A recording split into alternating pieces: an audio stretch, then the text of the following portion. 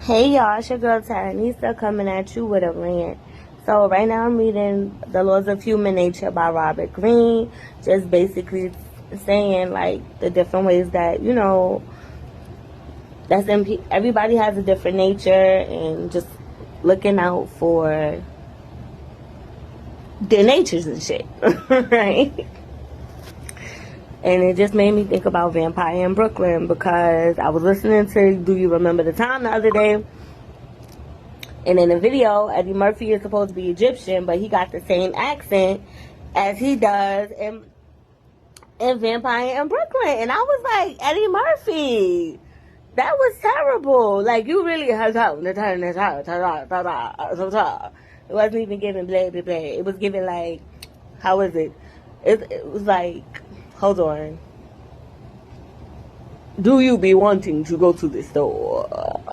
I guess. But it's like, how you a vampire in Egypt too? Like, you was just migrating everywhere, Eddie Murphy? Eddie Murphy! No, Eddie Murphy. Anyway, the moral of the story is, well, I'm not getting to the moral yet, but I'm going to still say it anyway. The moral of the story is,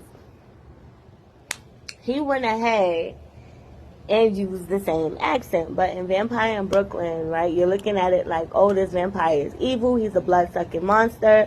He's running around killing people, right? But if he's not drinking blood, then he's not going to be able to survive. He has all this supernatural ability within him, right? Because let's face it, everybody always says humans are tapped into only 10% of their brain, right? And then also we fear what we don't understand as well. So when you're not tapping into all the parts of your brain and you are living in fear of your natural abilities and your born gifts and you're not expanding on that, of course you're only gonna be able to tap into some parts of you. This is why some people only feel like they have one gift or one talent and they can't go any further than that. And then they surprise themselves when they start to get, bored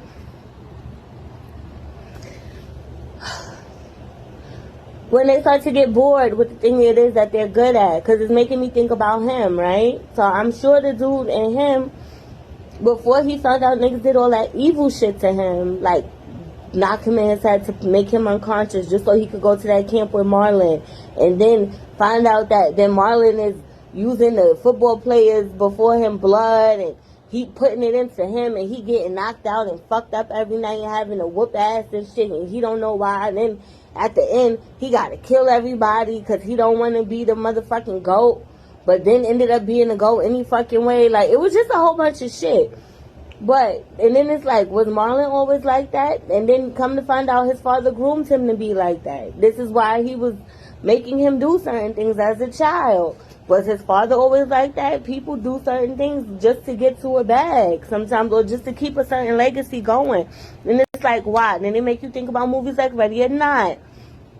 How they was worshiping Baal, right? And they sacrificing goats and shit as they get older, and and if you pick the card fucking hide and seek, then everybody in the family has to kill this person or the whole family is gonna die and lose their fortune, or it goes to the next family, and that shit like that. And it's like, I'm sure all these people didn't start out wicked, evil, and mean. Something aided to you being there. Or shows like Dexter, right, where he was a serial killer, but because his parents noticed that in his younger years and he was adopted, they geared him to do it in a different way because they knew he was going to still do it. But it's like, okay, let's give him an animal or something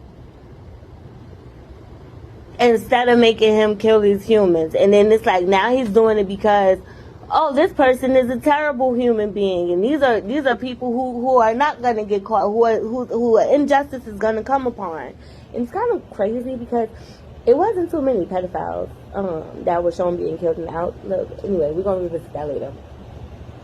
But it takes you back to the whole, and then come to find out he had a brother, and him and his brother witnessed a murder when they were children, and they were lying in a pool of freaking blood as babies.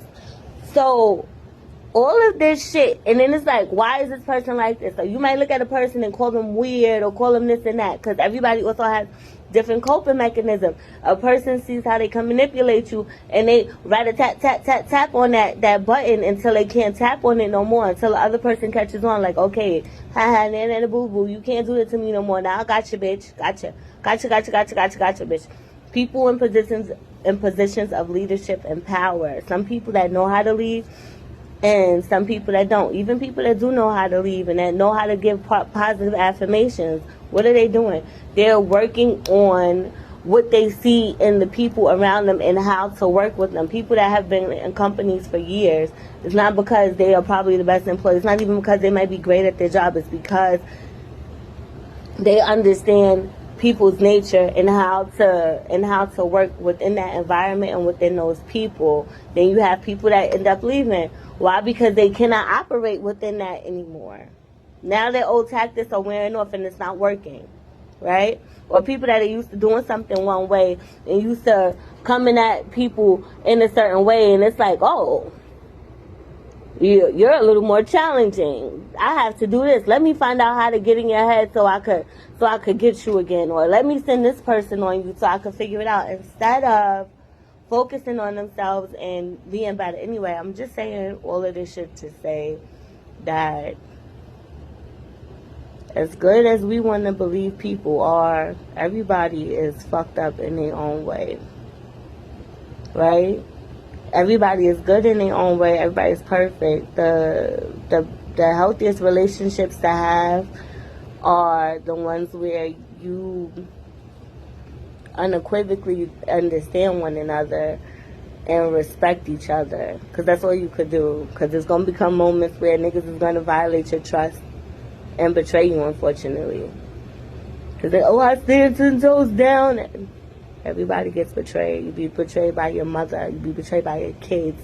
You be betrayed by your father. You be betrayed by your siblings, by your cousins, by your grandma, every fucking body that you think is supposed to help and protect you when they were just really there to be used as tools to teach you life lessons early so you don't fall for the okie doke later. But nobody really thinks about it like that. That's why they compare white families and black families.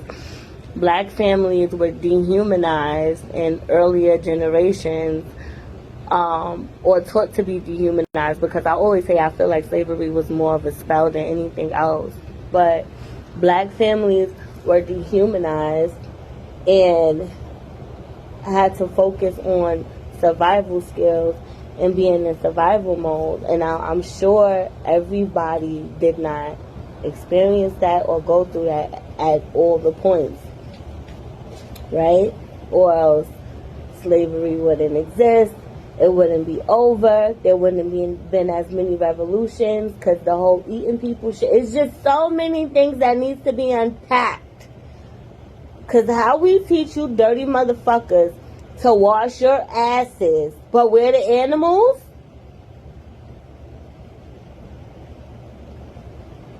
You admired us so much, how we would adorn ourselves, that you wanted to learn from us, and it's like, get the fuck on with that. Like, it's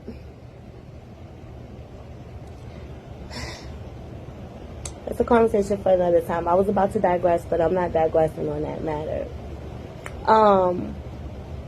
And then it's still happening today, right? But it's in subtle ways, and it's still house nigga, field nigga, Django, free man. And just because you're a free man, it doesn't mean, oh, I was born free. It means, nah, motherfucker. How you get to be free and run around and do what you doing, but I don't. Like, nah, I got the same rights as you, motherfucker. You know what? I feel like I'm getting off track here. And I'm getting a little upset. So, I'm gonna just leave it here. I hope you see a great pair of tits tonight. Even if they're your own. Since Leo's is having Easter.